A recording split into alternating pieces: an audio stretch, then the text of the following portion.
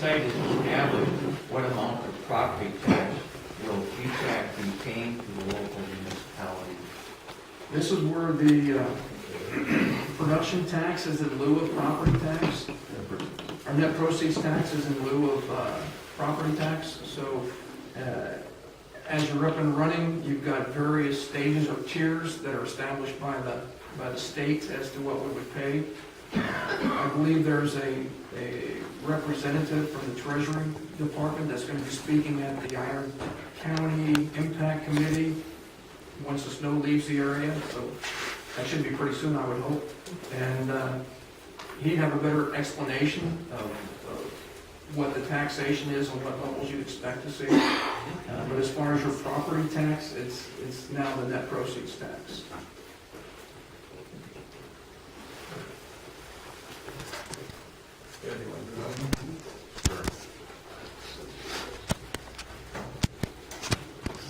What impact do you anticipate on local roads due to moving workers, equipment, and building materials from the site?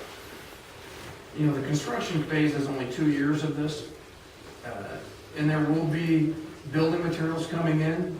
We also envision setting up cement plants on site, so it'd be moved in once, run your batch plants from there, and then take them off site. The actual shipping of the product is not on the roads, it'll be looking at rail. As far as impacts to the roads, 77 is a state front, which is built to 80,000 pound, which is interstate level. I'm not sure what kind of impact that would have or what the increase would be. We've talked about a peak workforce of around 2,000 people in the construction phases. So whatever their travel may be in, most of those companies would either have their individuals want to drive out there if we had enough parking, or they'd have them bust out there. So it's hard to say how they would handle that. That's a little bit beyond where we are right now.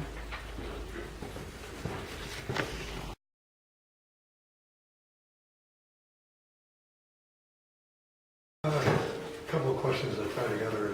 A lot of it has to do with the roads. You know, the town of Morse, we've got Lake Drive and Caroline Lake, and we do know that we're going to have increased traffic on that. In regards to any upkeep, is the company going to be liable for any of this upkeep on any of these roads? You know, you talked about Highway 77, but we know if your employees are coming from Park Falls, they're going to go on Long Lake Road all the way out to 77. To bypass the bridge at Mellen, they may end up taking that road too if they're coming from 13 south. That plus signage, you know, egress, egress to the mining operations, there may have to be some widening of the roads and so forth. Is Vogevic going to be responsible for that? I think a lot of that's in the net proceeds tax, and that's why it's distributed.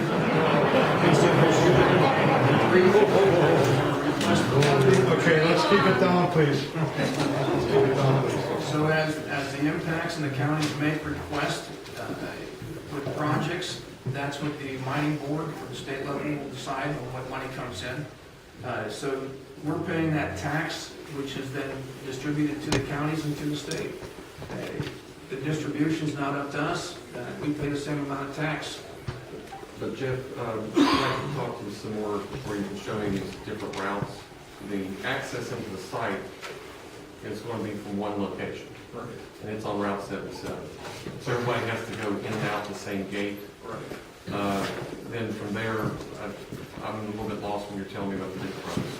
I'm talking Lake Drive, starts on Highway 70 or 13, shoots across and goes past Lake Gallo.